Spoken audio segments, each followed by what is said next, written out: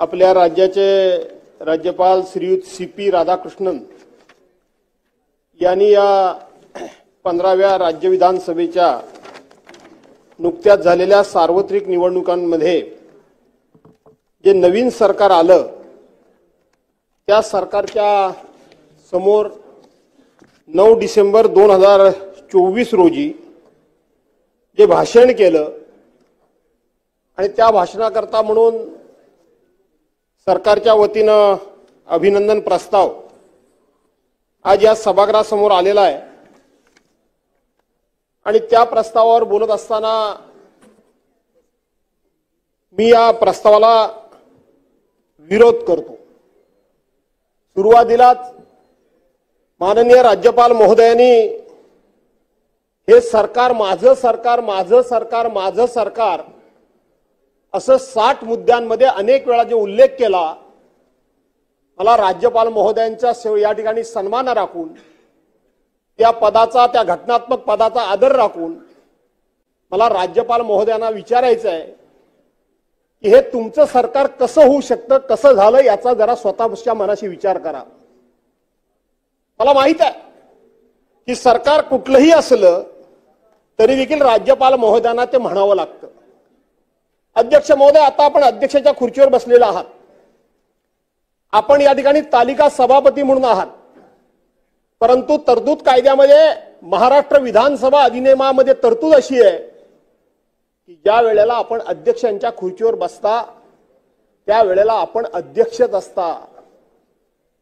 जे अध्यक्ष निर्णय देऊ शकतात, निर्देश देऊ शकतात, तेच निर्णय देण्याचा तोच निर्देश देण्याचा अधिकार आपण तालिका सभापती असला तरी सुद्धा तालिका अध्यक्ष असला तरी सुद्धा आपल्याला लागू होतात।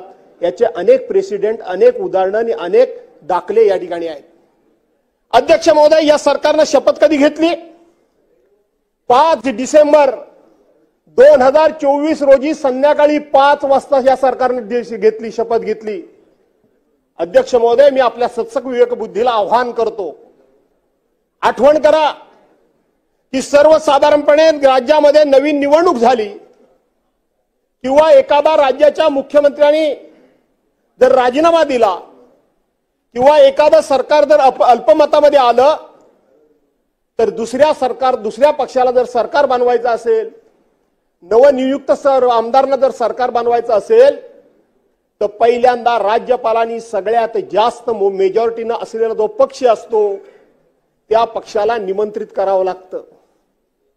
राज्यपाल महोदयांनी निमंत्रित केलं नाही तर जो पक्ष या ठिकाणी सरकार बनवू इच्छितो त्यानं आपल्याला समर्थन देणारे कोणकोणते पक्ष आहेत त्याची यादी घेऊन स्वतःहून राज्यपाल महोदयांच्याकडे जावं लागतं आणि राज्यपाल महोदयांना विनंती करावी लागते की आम्ही सरकार बनवू इच्छितो, आम्हाला सरकार बनवायला निमंत्रित करा। जर ते गेले नाही तर राज्यपाल महोदयांनी त्या मोठ्या पक्षाला विचारायचं असतं की आपण सरकार बनवू इच्छिता का? आपण सरकार बनवू जर इच्छिता असाल तर सरकार आपण बनवत असताना राज्यपाल महोदयांनी तारीख जाहीर करायची असते। या तारखेला या ठिकाणी इतके वाजता त्या ठिकाणी तुम्हाला नवीन सरकारला शपथ देता येईल हे राज्यपाल महोदयांनी सांगायचं असतं। आपल्याला जागा बदलायची असेल तर राज्यपाल महोदयांना विनंती करावी लागते की आम्हाला या ठिकाणी शपथ घ्यायची नाहीये, आम्हाला या ठिकाणी शपथ घ्यायची आहे। जशी आम्ही माननीय उद्धव साहेबांची शिवतीर्थावर शपथ घेतली, माननीय मनोहर जोशी यांची मुख्यमंत्री म्हणून आणि गोपीनाथराव मुंडे यांची उपमुख्यमंत्री म्हणून आम्ही शिवतीर्थावर शपथ घेतली। 2014 साली देवेंद्र फडणवीस यांनी राज्याचे मुख्यमंत्री म्हणून वानखेडे स्टेडियमवर घेतली। राज्यपाल महोदयांची परवानगी घेऊन घेतली। हे राज्यपाल घटनात्मक पद आम्ही आहे म्हणतो, राज्यपाल हे संविधानिक पद आहे असं म्हणतो।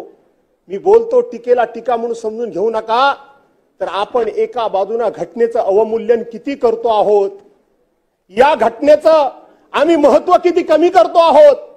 आम्ही सातत्याने सांगतोय की तुमच्या मनामध्ये घटनेबद्दल आदर नाहीये, तुम्हाला ही घटना शिल्लक ठेवायची नाहीये, त्यावेळेला तुम्ही बाहेर सांगता की आम्ही नॅरेटिव्ह पसरवतो, नॅरेटिव्ह सेट करतो। हे राज्यपाल पद हे घटनात्मक आहे की नाही याचं उत्तर माननीय मुख्यमंत्री महोदयांनी आपल्या उत्तराच्या भाषणामध्ये दिलं पाहिजे। राज्यपालांनी तुम्हाला कधी बोलावलं हे तुम्ही सांगितलं पाहिजे. राज्यपालांच्याकडे तुम्ही आम्हाला निमंत्रित करा म्हणून सांगण्याकरता यादी कधी होऊन गेलात हे महाराष्ट्राला तुम्ही सांगितलं पाहिजे. माझ्या माहितीप्रमाणे तुम्ही गेलातच नाही. एकनाथराव शिंदेनी स्वतःच्या पक्षाचा गटनेता म्हणून एकनाथराव शिंदेच्या आमदारांनी एकनाथराव शिंदेची निवड केली. अजितदादा पवारांच्या पक्षानं अजितदादा पवार म्हणून त्यांच्या गटनेत्यांची गटनेता म्हणून निवड केली. पण माननीय देवेंद्र फडणवीस जे आमचे राज्याचे आताचे मुख्यमंत्री आहेत त्यांची निवड कधी झाली? त्यांची निवड झाली 4 डिसेंबर 2011ला आपल्या केंद्रीय अर्थमंत्री सीतारामन आणि तिथले आमचे गुजरातचे माननीय मुख्यमंत्री रुपानीजी ना माजी मुख्यमंत्री रुपानीजी ते आले आणि त्याच्यानंतर 11 वाजता बैठक झाली आणि 11 वाजता बैठक झाल्यानंतर 4 तारखेला हे 3 पक्षाचे 3 नेते राज्यपाल महोदयांच्याकडे गेले की आम्हाला शपथ घ्यायची आहे. त्याच्यानंतर 4 तारखेला गेले. आठवण करा, हे 4 तारखेला गेले पण प्रत्यक्षपणे आझाद मैदानावर ते ज्या ठिकाणी शपथ घेणार होते त्या मंडपाचं काम कधी सुरू झालं? त्या मंडपाचं काम कुणी सुरू केलं? त्या मंडपाचं काम कोणाकरता सुरू केलं? कोण मुख्यमंत्री होणार होता? कुणी ठरवलं? राज्यपाल महोदयांनी ठरवलं की आणखीन कुणी ठरवलं? हे घटनात्मक पद जर असेल तर या घटनात्मक पदाचा अधिकार काय? हा माझा खरा प्रश्न आहे, माझा धोरणात्मक प्रश्न आहे, माझा टीकात्मक प्रश्न घेऊ नका. घ्यायचा कसा तो काही घ्या. कुणी ठरवलं? 22 मुख्यमंत्री येणार आहेत 5 तारखेला. देशातले 22 मुख्यमंत्री येणार आहेत. राज्यात देशाचे पंतप्रधान माननीय नरेंद्रभाई मोदी त्या ठिकाणी शपथविधीला येणार आहेत. त्या ठिकाणी गृहमंत्री महोदय येणार आहेत, केंद्रीय मंत्री येणार आहेत, असे सगळे येणार आहेत. यांच्या तारखा जाहीर झाल्या, यांचा कार्यक्रम इथं आला, यांचा दौरा नक्की झाला, तरी राज्यपालांकडून कुठल्याही प्रकारची त्या संदर्भामध्ये अधिसूचना निघालेली नाही. राज्यपालांना इतक्या पद्धतीने गृहीत धरता. राज्यपाल हे एका कुठल्या तरी पक्षाचे असतात हे मला मान्य आहे, पण त्या खुर्चीवर बसल्यानंतर किमान त्या पदाची गरिमा राहिली पाहिजे, त्या पदाचा मान सन्मान राहिला पाहिजे, त्या पदाचं महत्व राहिलं पाहिजे. याचं भान राज्यपाल महोदयांना आहे की नाही? याचं भान राज्यपाल महोदयांना आहे की नाही? सन्माननीय सदस्य राज्यपालाचं अभिभाषण सन्माननीय सदस्य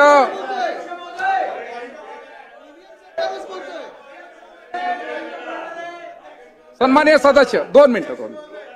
साठवण साहेब. अध्यक्ष महोदय, सन्माननीय ज्येष्ठ सदस्य भास्करराव जाधव माननीय राज्यपालांच्या अभिभाषणावर आपलं भाषण करतायत. हे भाषण आहे काय वैफल्यता व्यक्त करतायत हा एक वेगळा चर्चेचा मुद्दा आहे. मी त्याच्यावर काही भाष्य करत नाहीये.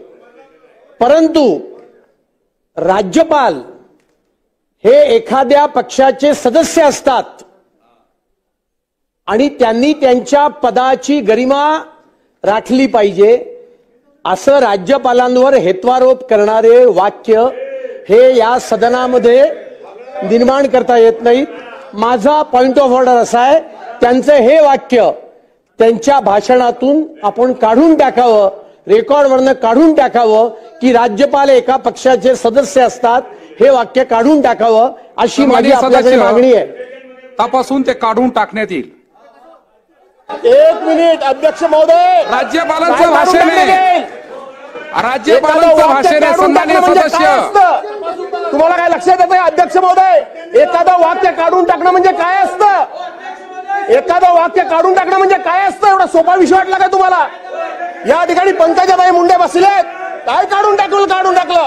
काय माझा औषध शब्द आहे? माझा असंसदीय शब्द काय आहे? सन्माननीय सदस्य बोला. सन्माननीय सदस्य, तपासून घेऊन वाक्य काढून टाकण्यात येईल. तपासून घेऊन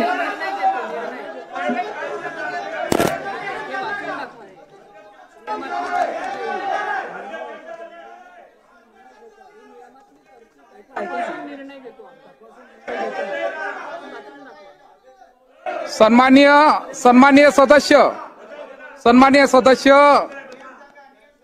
भारत सरकारहून विभिन्न आहे असे मानून राष्ट्रपतीच्या आचरणावर किंवा राज्य सरकारहून विभिन्न आहे असे मानून कोणत्याही राज्यपालाच्या आचरणावर ठपका ठेवता कामा नये.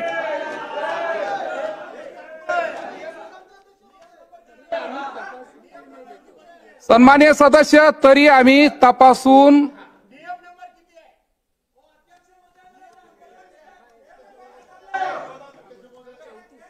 34 ऑर्डर 28.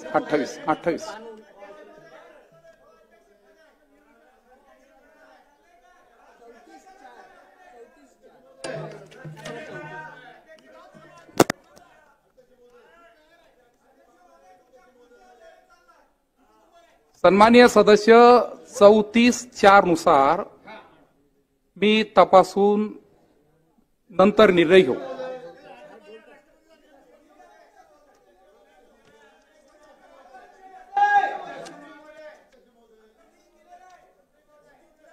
एक मिनिट, मंत्री महोदय बोलताय. मंत्री महोदय. अध्यक्ष महोदय, आपण या संदर्भामध्ये अध्यक्षांच्या दिलेल्या निर्णयाच्या नंतरही विरोधी पक्षाचा आक्षेप काय हे समजत नाही अध्यक्ष महोदय. इतकं वैफल्यग्रस्त झाले मंडळीचे अध्यक्ष महोदय की यांना अध्यक्षाचं सुद्धा आवाहन करण्याचं आता अध्यक्ष महोदय आता पर्यंत त्यांची बदल केलेली आहे. एकदा अध्यक्ष महोदय, या संदर्भामध्ये घटनेच्या तरतुदी स्पष्ट आहेत की मध्ये आपण मान्य राष्ट्रपती महोदय असतील, मान्य राज्यपाल महोदय असतील, आपण जे अध्यक्ष महोदय आता जे रुलिंग दिलं होतं हे कामकाजातून काढून टाकण्याचं जे आपण अध्यक्ष महोदय रुलिंग दिलं ते अतिशय बरोबर होतं. याच्यामध्ये अध्यक्ष महोदय तपासण्याची काहीच गरज नाही आहे. म्हणून आमचा अध्यक्ष महोदय आग्रह आहे आणि पुन्हा अध्यक्षांच्यावर आक्षेप घेण्याचं जे काम अध्यक्ष महोदय सुरू आहे ते अतिशय चुकीचं आहे. या सभागृहाच्या प्रथा परंपरा ज्या आहेत सन्मान्य सदस्य भास्कररावजी, त्या अतिशय उच्च परंपरा आपण कायम ठेवल्या पाहिजे. आपण ज्येष्ठ सदस्य आहात, त्या ठिकाणी अध्यक्ष महोदय जे काही नवीन सदस्य आले त्यांना या प्रथा माहीत नाही आहे. त्यामुळे त्या सगळ्या नव्या सदस्यांच्या माध्यमातून ते काही जे बोलण्याचा प्रयत्न करतायत त्यांना माझी या निमित्तानं सूचना आहे आणि विनंती आहे अध्यक्ष महोदय की त्यांनी सुद्धा या सभागृहाची जी गरिमा आहे ती त्यांनी ठेवली पाहिजे. पण अध्यक्ष महोदय, आपण जो निर्णय दिलेला आहे याच्या तपासणीची आवश्यकता नाहीये. आमची विनंती आहे की जो पहिला निर्णय दिला आपण अध्यक्ष महोदय की कामकाजातून हे आपण काढून टाकलेला आहे, अध्यक्ष महोदय निर्णय कायम ठेवा अशी आमची विनंती आहे आपल्याला. सन्माननीय सदस्य 34(4) प्रमाणे आपण निर्णय घेतलेला आहे. मी आपल्याला फक्त सन्माननीय सदस्यांना विनंती करतो की माननीय राज्यपाल महोदयाच्या अभिभाषणावरती आपले 2 मिनिटं बाकी राहिले. आपण 2 मिनिटं राहिले साहेब, प्रत्येकाला 10 मिनिटं दिलेले आहे. राधाकृष्णजी, विखे पाटील साहेब. महोदय, याच्यावर चर्चाच होत नाही. आपण दिलेल्या निर्णयानंतर अध्यक्ष महोदय याच्यावर चर्चाच होऊ शकत नाही. अध्यक्ष महोदय, आपलं कामकाज सुरू करा, पुढील कामकाज अध्यक्ष महोदय सुरू करावं अशी आपल्याला विनंती आहे. अध्यक्षाच्या निर्णयावर चर्चा होत नाही. अध्यक्ष महोदय, आपण निर्णय दिलेला आहे. सन्माननीय सदस्य 2 मिनिटांमध्ये कन्क्लूड करा. सन्माननीय सदस्य 2 मिनिटात कन्क्लूड करा. काय बोलताय काय सन्माननीय सदस्य 12:53 मिनिटांनी तुमच्या चर्चेला सुरुवात झाली. माझं ऐकून पण घेणार नाही का? एकच मिनिट, माझं ऐकूनच घेणार नाही का तुम्ही? अध्यक्ष महोदय, माननीय अध्यक्ष महोदयांनी या चर्चेकरता 2 दिवसामध्ये 7 तासाची वेळ चर्चेला दिलेली आहे आणि त्याच्यामध्ये निम्मा वेळ मंत्र्यांच्या भाषणासह इकडं आणि निम्मा वेळ इकडं. किती घ्यायचं ते आम्ही ठरवायचं. अध्यक्ष महोदय, आपण असं करू नका. 2 मिनिटं वगैरे मला कसं काय बसवणार अध्यक्ष महोदय? अजिबात चालणार नाही अध्यक्ष महोदय. सन्माननीय सदस्य बोलायला सुरुवात करा. असं बोला, बोलायला सुरुवात करा. बोला, तुम्ही सांगा त्यांना बोलायला सुरुवात करा. आणि म्हणून अध्यक्ष महोदय, या सदनाचे सदस्य अतुलजी भातखळकर हे असे बोलले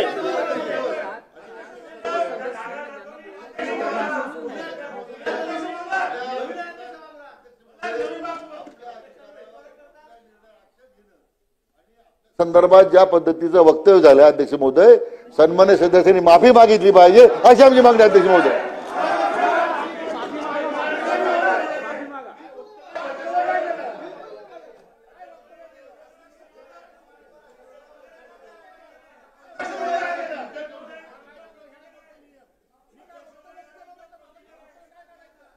बोला बोला मंत्री महोदय बोला. राज्यपालाच्या अभिभाषणावर चर्चा सुरू आहे. आपण राज्यपालच्या अभिभाषणावर बोलू शकता. अध्यक्ष महोदय, सरकार कशी स्थापन झाली, दावा कधी पेश केला, हा विषय राज्यपालाच्या अभिभाषणात येऊ शकत नाही.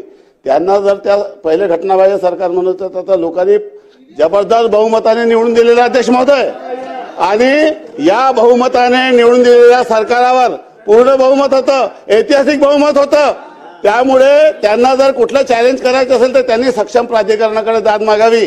राज्यपालाच्या अभिभाषणावर न बोलता सत्ता कशी स्थापन झाली हे सर्व जे रेकॉर्डवर आलेले ते पूर्णतः काढून टाकावं. या आयुधाचा वापर करून सरकारच्या स्थापनेवर प्रश्नचिन्ह उपस्थित करता येणार नाहीत. ते सर्व जे भाषण रेकॉर्डवरून काढून टाकावं अशी माझी हरकत आहे.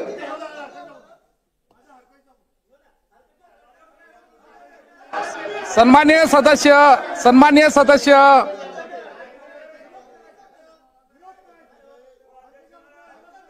हरकतीवर हरकतीचा मुद्दा नाही. सन्माननीय सदस्य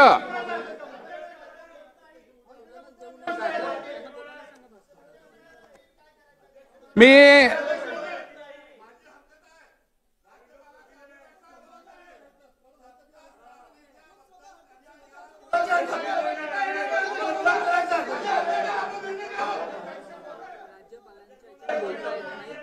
जो सन्माननीय मंत्री महोदय जयस्वाल साहेबांनी मुद्दा द्या संदर्भात हरकतीचा मुद्दा उपस्थित केला अध्यक्ष महोदय अतिशय रास्त आहे. अध्यक्ष महोदय, आपण निर्णय द्या आणि हे सगळं कामकाज काढून टाका आणि चर्चेला सुरुवात करा. अध्यक्ष मंत्री महोदय मंत्री महोदय 34 नुसार भारत सरकारहून विभिन्न आहे असे मानून राष्ट्रपतीच्या आचरणावर किंवा राज्य सरकारहून विभिन्न आहे असे मानून कोणत्याही राज्यपालाच्या आचरणावर ठपका ठेवता कामा नाही. म्हणून हे सर्व पाहून हे आपल्या भाषणामधून त्या ठिकाणून काढून टाकण्यात येईल आणि आता आपण त्या ठिकाणी सुरू करावं.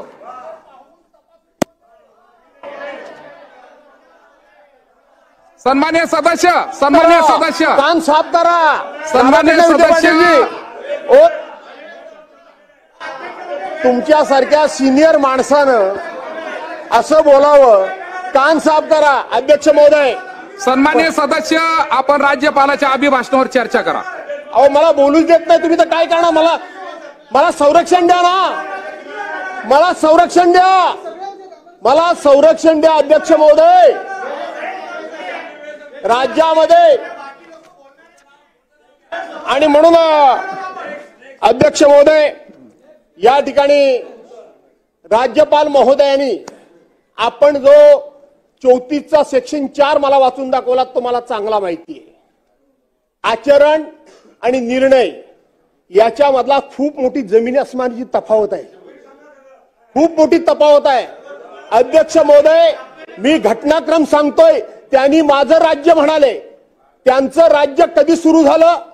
त्यांनी शपथ दिल्यानंतर त्यांचं राज्य सुरू झालं अध्यक्ष महोदय.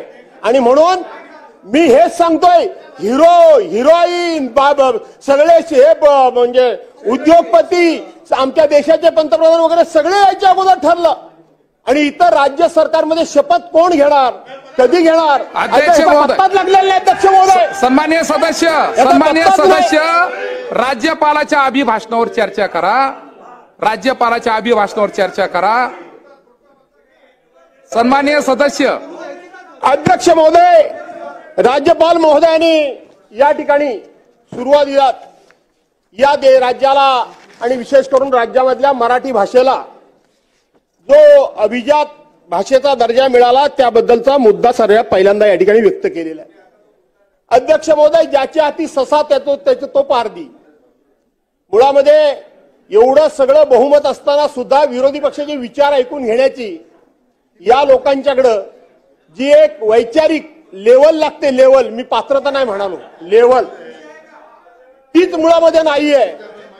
आणि म्हणून अध्यक्ष महोदय, राधाकृष्ण विखे पाटलांसारख्या माणसांनी सातत्यानं अशा पद्धतीने उभं राहणं हे काही शोभा देणारं नाहीये. मी कुठलाही अजिबात शोभा देणारं नाहीये. मंत्री महोदयाला बोलू द्या. तुम्ही बसा. करा. अध्यक्ष महोदय, सन्माननीय सदस्य अध्यक्ष मंत्री महोदयांना बोलू द्या. भास्करराव 2 मिनिटं जाधव मंत्री महोदयांना सन्माननीय बोलू द्या. सदस्य, ज्येष्ठ सदस्य आहेत. त्यांनी सुद्धा मला वाटतं, मी मगाशी म्हटलं, सभागृहाची गरिमा ठेवली पाहिजे. एवढं अध्यक्ष महोदय, इतकं मोठं मताधिक्य, एवढा मोठा जनाधार आपल्याला मिळालेला आहे, तो त्याचा स्वीकार करा ना. आपण एवढे वैफल्यग्रस्त होऊ नका. आपण एकदा जनतेचा निर्णय मान्य करा. आणि अध्यक्ष महोदय, आपण आता आमची वैचारिक पात्रता काय आहे, वैचारिक पातळी काय, अध्यक्ष महोदय, आमची सन्मान्य सदस्यांना माझी एवढी सूचना आहे की आपण अध्यक्ष महोदय आपल्या बौद्धिक दिवाळखोरीचं लक्षण या ठिकाणी उगाच कसं दाखवतो तुम्ही आम्हाला. आपण चांगलं काम करा. आपण चांगलं अध्यक्ष महोदय, चांगलं राज्यपालाबद्दल बोला अध्यक्ष महोदय. म्हणून जे आक्षेपार्ह अध्यक्ष महोदय विधान आहेत, शब्द आहेत अध्यक्ष महोदय, आणि अशा पद्धतीने आक्षेपार्ह जर सन्मान्य सदस्य बोलत असतील अध्यक्ष महोदय, आम्हाला मान्य नाही. आपण त्यांना समज द्या अध्यक्ष महोदय, एवढी आमची विनंती आपल्याला. सन्माननीय सदस्य, चर्चा आपण त्या ठिकाणी सुरू करावी. 2 मिनिटांमध्ये कंटिन्यू करा. सन्माननीय सदस्य, आता मला सांगा, मी आपल्या मराठी भाषेला अभिजात भाषेचा दर्जा मिळाला हा मुद्दा मी काढला, त्याच्यावर राधाकृष्ण विखे पाटील साहेबांनी माझ्याबद्दल काय उद्गार काढले? हे संसदीय आहेत? हे संसदीय आहेत? मी मराठी भाषेच्या अभिजात दर्जाबद्दल बोललो अध्यक्ष महोदय. राज्यपाल महोदयांनी त्याचा पहिल्यांदाच उल्लेख केला, हा शब्द माझा आला आणि लगेच ते उठले. अध्यक्ष महोदय, आपण देखील मला संरक्षण दिलं पाहिजे. आपण मला संरक्षण दिलं पाहिजे अध्यक्ष महोदय. त्यांचा मराठी भाषेबद्दल एवढा जर राग असेल त्यांचा, तर माझा नाईलाज आहे अध्यक्ष महोदय. त्यांना मराठी भाषेबद्दल एवढा द्वेष असेल, त्यांना मराठी भाषेबद्दल एवढा तिरस्कार असेल, तर त्यांनी मराठी भाषेबद्दल अभिमान आहे. अध्यक्ष महोदय, अध्यक्ष महोदय, मराठी भाषेबद्दल यांचं किती प्रेम आहे. 2.5 वर्ष राज्याचे मुख्यमंत्री झाल्याच्या नंतरही अध्यक्ष महोदय यांचं सरकार होतं, त्यांनी किती मराठी भाषेचा आदर केला अध्यक्ष महोदय आम्हाला कल्पना आहे. आमचा मुळात अध्यक्ष महोदय मराठी भाषेला अभिजात दर्जा मिळाला तो आपल्या सरकारने दिला. आमच्या अध्यक्ष महोदय, आमच्या सरकारने तो मान्य करून घेतला. यांचा काही अधिकार नाही, यांचा काही संबंध नाही. पण अध्यक्ष महोदय, मूळ राज्यपालांच्या एकूण अधिकार कक्षेवर राज्याच्या स्थापनेच्या संदर्भामध्ये माननीय प्रधानमंत्री येणार आहे शपथविधीला अध्यक्ष महोदय. हा जो काही हिरोला बोलवणार आहेत अध्यक्ष महोदय, हा काही राज्यपाल भाषणाचा मुद्दा होऊ शकत नाही. सन्मान्य भास्कररावजी, माझी आपल्याला या निमित्तानं विनंती आहे, आपण कृपया विषयाला धरून बोला. अन्यथा अध्यक्ष महोदय, या विषयी त्यांना चर्चाच करायची नाही अध्यक्ष महोदय. त्यांना मुद्दा सरकारचा अपयश पचवता येत नाही अध्यक्ष महोदय. म्हणून त्यांना ते अध्यक्ष, म्हणून माझी विनंती आहे की त्यांचे जे भाषण आहेत ते मुद्द्याला धरून असावं अध्यक्ष महोदय, एवढी आपल्याला विनंती आहे.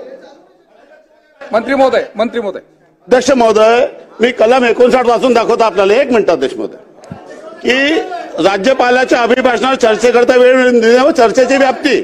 अध्यक्ष महोदय, अध्यक्ष सभागृहाच्या नेत्याशी सल्लासमत करून संविधानाच्या अनुच्छेद 176 खंड 1 अन्वये राज्यपालांनी केलेल्या अभिभाषणात उल्लेख केलेल्या बाबीवर चर्चा करण्यासाठी वेळ नमूद करेल. नंबर 1. दुसरं, असा एक अगर त्या दिवशी कोणत्याही दिवसाच्या भागात एखाद्या आभार प्रदर्शन प्रस्तावावर दुसऱ्या सदस्याला अनुमोदन दिल्यावर अभिभाषणातील उल्लेख केलेल्या बाबीवर चर्चा करण्याची विधानसभेत मोकळीक असते. सन्मान्य सदस्याला जे काही बोलायचं आहे ते अभिभाषणामध्ये केलेल्या मुद्द्यांच्या बाहेर त्यांना जाता येत नाही. त्यामुळे मी आपल्याला सांगतो की पूर्ण त्यांच्या भाषणातील जेवढं काही मजकूर आहे, जे या अभिभाषणातील मुद्द्यांच्या बाहेर आहे, ते पूर्णच्या पूर्ण आपण काढून टाकावं आणि या नियमाचं पालन करावं अशी माझी हरकत आहे.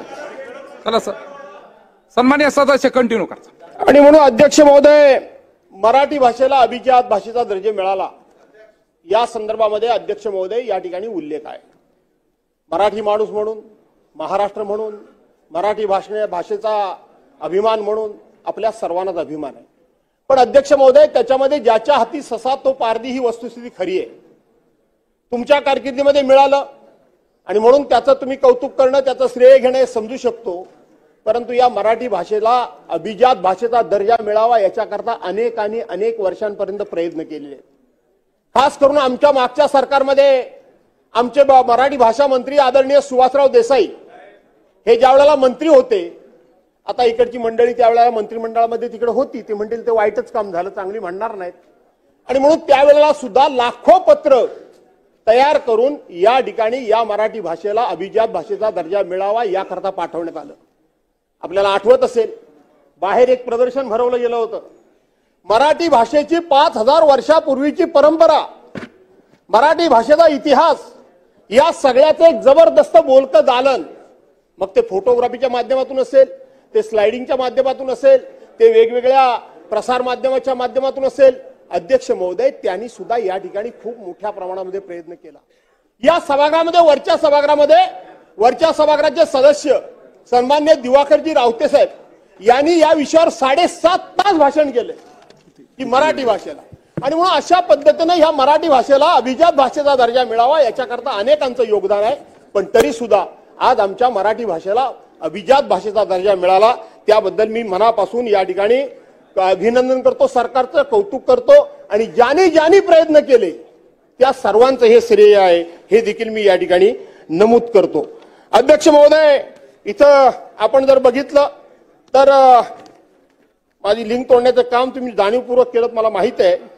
हे सरकार काय म्हणतं अध्यक्ष महोदय की सरकार राजमाता जिजाऊ छत्रपती शिवाजी महाराज, भारतरत्न डॉक्टर बाबासाहेब आंबेडकर, भगवान बिरसा मुंडा, महात्मा ज्योतिबा फुले, क्रांतिज्योती सावित्रीबाई फुले, पुण्यश्लोक अहिल्याबाई होळकर, राजश्री शाहू महाराज आणि इतर महान पुरुष व समाज सुधारक यांच्या आशीर्वादानं पालन करणार आहे. अध्यक्ष महोदय, या भाषणामध्ये मला खेद एवढ्या करता वाटतो, आणि राज्यपालांच्या अभिभाषणावर खेद हा शब्द वापरण्याचा आम्हाला कायद्याने अधिकार आहे. मला खेद एवढ्या करता वाटतो की या ठिकाणी छत्रपती शिवाजी महाराजांचं आणि सगळ्या महान पुरुषांचं, समाज सुधारकांचं, राष्ट्रपुरुषांचं नाव घेतलं गेलं. अध्यक्ष महोदय, या राज्यामध्ये 50 वर्षापूर्वी, 80 वर्षापूर्वी छत्रपती शिवाजी महाराजांचा पुतळा असेल, ताराबाई राणींचा पुतळा असेल, आणखीन कोणाचा आंबेडकरांचा पुतळा असेल, शाहू महाराजांचा पुतळा असेल, महात्मा ज्योतिबा फुलेंचे पुतळे असतील, यांचे 50, 60, 70 वर्षापूर्वीचे पुतळे आजही दिमागदारपणे, आजही ताटमानेनं, आजही वारा वादळ, काहीही प्रसंग येऊ द्या, कोणतंही नैसर्गिक संकट येऊ द्या, ताठमानेनं उभे आहेत. पण 8 महिन्यापूर्वी त्या सिंधुदुर्ग, राजकोटमध्ये, मालवणमध्ये छत्रपती शिवाजी महाराजांचा पुतळा उभा केला. अध्यक्ष महोदय, तो पुतळा ज्या पद्धतीनं पडला, भ्रष्टाचारामुळे पडला, अध्यक्ष महोदय, माझ्या छत्रपती शिवाजी महाराजांच्या त्या पुतळ्याचे अवशेष ज्यावेळेला माझ्यासारख्या माणसानं डोळ्यानं बघितले, अध्यक्ष महोदय, आजकालच्या बजेटमध्ये त्याला 36 कोटी रुपयाची तरतूद सरकारनं केली. सप्लिमेंटरी बजेटमध्ये 36 कोटी रुपयाची तरतूद करून त्या ठिकाणी पुतळा उभा राहणार आहे छत्रपतींचा, याचा आम्हाला अभिमान आहे. परंतु अवघ्या 8 महिन्यामध्ये उभा केलेला छत्रपती शिवरायांचा महाराष्ट्रामध्ये केलेला पुतळा हा कोसळू कसा शकतो, पडू कसा शकतो? अध्यक्ष महोदय, याच्याबद्दल सरकार काही शोधकाम करणार आहे की नाही, याच्याबद्दल आमचे राज्यपाल महोदय खेद व्यक्त करणार आहेत की नाही? अध्यक्ष महोदय, हा माझ्या दृष्टीने महत्वाचा प्रश्न आहे. अध्यक्ष महोदय, मी बघायला गेलो त्या ठिकाणी, आमचे नेते गेलेच होते, त्यावेळच्या प्रकाराबद्दल मी आता बोलत नाही, पण मी बघायला गेलो. अध्यक्ष महोदय, तिथलं काम इतकं निकृष्ट दर्जाचं काम आहे. तिथे जांबादगड जो कोकणामध्ये मिळतो त्याचं फ्लोरिंग तयार केलेलं आहे, चालताना सुद्धा माणसाला ठेचा लागतात, इतक्या पद्धतीचं ते फ्लोरिंगचं काम आहे. अध्यक्ष महोदय, भिंती ज्या आहेत त्या भिंतींना असा हात लावला, तिथली सफेद वाळू वापरून त्या ठिकाणी त्या भिंती तयार केलेल्या आहेत. अध्यक्ष महोदय, ज्या दिवशी त्या पुतळ्याचं अनावरण झालं त्या दिवशी शेजारच्या घरातून लाईट आणला गेला होता, तो पुतळा पडला म्हणून मी बघायला गेलो, तोपर्यंत तिथं लाईट सुद्धा अध्यक्ष महोदय आलेला नाही. सर्वसाधारणपणे अध्यक्ष महोदय, वारा हा पश्चिमेकडून पूर्वेला वाहतो, समुद्राकडून तो बाहेर वाहतो. पुतळा पडला होता कुठल्या साईडला?